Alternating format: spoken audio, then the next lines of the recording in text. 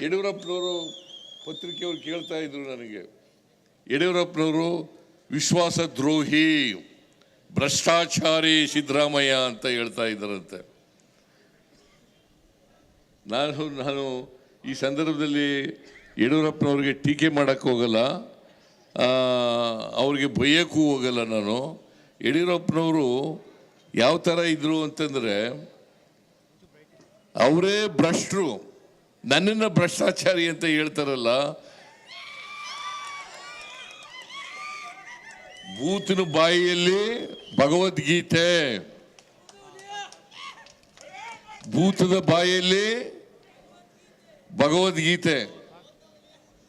ಯಡಿಯೂರಪ್ಪನವರು ಅತ್ಯಂತ ಕಡು ಭ್ರಷ್ಟರು ಅಂತ ಹೇಳಿದವರು ಯಾರು?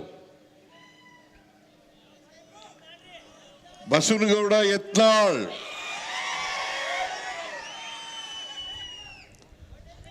ವಿಶ್ವನಾಥ್, ನಮ್ಮ ಮೈಸೂರಿನ ವಿಶ್ವನಾಥ್, ಅವರಿಬ್ರು ಯಾವ ಪಕ್ಷದವರು? ಅವರಿಬ್ರು ಭಾರತೀಯ ಜನತಾ ಪಕ್ಷದವರು. ಆಗಿನ್ನೂ ಬಸವನಗೌಡ ಯತ್ನಾಳ್ ಸಸ್ಪೆಂಡ್ ಆಗಿರಲಿಲ್ಲ, ಉಚ್ಚಾಟನೆ ಆಗಿರಲಿಲ್ಲ ಪಕ್ಷದಿಂದ. ಅವರು ಹೇಳಿದಂಥ ಮಾತು, ಯಡಿಯೂರಪ್ಪನ ಮಗ ವಿಜೇಂದ್ರ ಇವತ್ತು ಬಿಜೆಪಿ ಅಧ್ಯಕ್ಷರಾಗಿದ್ದಾರಲ್ಲ, ಯಡಿಯೂರಪ್ಪನವರ ಮಗ ವಿಜೇಂದ್ರ, ಅವರಿಬ್ಬರು ಅತ್ಯಂತ ಭ್ರಷ್ಟರು ಅಂತ ಹೇಳಿದವರು ಬಸವನಗೌಡ ಯತ್ನಾಳ್ ಅವರು,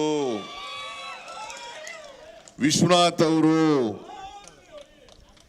ಇವರು ನನಗೆ ವಿಶ್ವಾಸ ದ್ರೋಹಿ. ನಾನು ಕೇಳಿದೆ ಮಾಧ್ಯಮದವರಿಗೆ, ಯಾರಿಗೆ ವಿಶ್ವಾಸ ದ್ರೋಹ ಮಾಡಿರೋದು ನಾನು? ಯಾರಿಗೆ ಹೇಳಲ್ಲ ಅವರು ಹೇಳಲಿಲ್ಲ. ನಾನು ಯಾರಿಗೆ ವಿಶ್ವಾಸ ದ್ರೋಹ ಮಾಡಿದ್ದೀನಿ? ಸುಳ್ಳೇ ಹೇಳೋದು. ಅವರು ಏನು ಮಾಡಿದ್ದೀವಿ 9 ವರ್ಷದಲ್ಲಿ ಅನ್ನತಕ್ಕಂಥದ್ದನ್ನು ಜನರ ಮುಂದೆ ಇಡಬೇಕು, ಜನರ ಮುಂದೆ ಇಡಬೇಕು. ಏನು ಮಾಡಿದ್ದೀವಿ ಅಂತ ಏನು ಕೇಳಲ್ಲ, ನನ್ನನ್ನು ಟೀಕೆ ಮಾಡೋದು. ಯಾಕಂತಂದ್ರೆ ಭಾರತೀಯ ಜನತಾ ಪಕ್ಷ ಇದೆಯಲ್ಲ, ಇದು ಸಂವಿಧಾನ ವಿರೋಧಿ, ಬಡವರ ವಿರೋಧಿ, ಮಹಿಳೆಯರ ವಿರೋಧಿ, ಹಿಂದುಳಿದವರ ವಿರೋಧಿ, ಅಲ್ಪಸಂಖ್ಯಾತರ ವಿರೋಧಿ, ರೈತರ ವಿರೋಧಿ, ಕಾರ್ಮಿಕರ ವಿರೋಧಿ. ಯಾವತ್ತೂ ಕೂಡ ಈ ವರ್ಗದ ಜನರ ಬಗ್ಗೆ ಕಾಳಜಿ ಇಟ್ಕೊಂಡು ಕೆಲಸ ಮಾಡಲಿಲ್ಲ. ಅದಕ್ಕೋಸ್ಕರ ಬಿಜೆಪಿಯವರು ನನಗೆ ಟೀಕೆಯನ್ನು ಮಾಡಲಿಕ್ಕೆ ಪ್ರಾರಂಭ ಮಾಡಿದ್ದಾರೆ. ಇವತ್ತು ಬಿಜೆಪಿಯವರು ಯಾವತ್ತಾದ್ರೂ ಒಂದು ಒಳ್ಳೆ ಕೆಲಸ ಮಾಡಿದ್ದೀವಿ ಅಂತ ಹೇಳಲಿ, ನೋಡೋಣ. ಒಳ್ಳೆ ಕೆಲಸ ಮಾಡಿದ್ದೀವಿ ಅಂತ ಹೇಳಲಿ.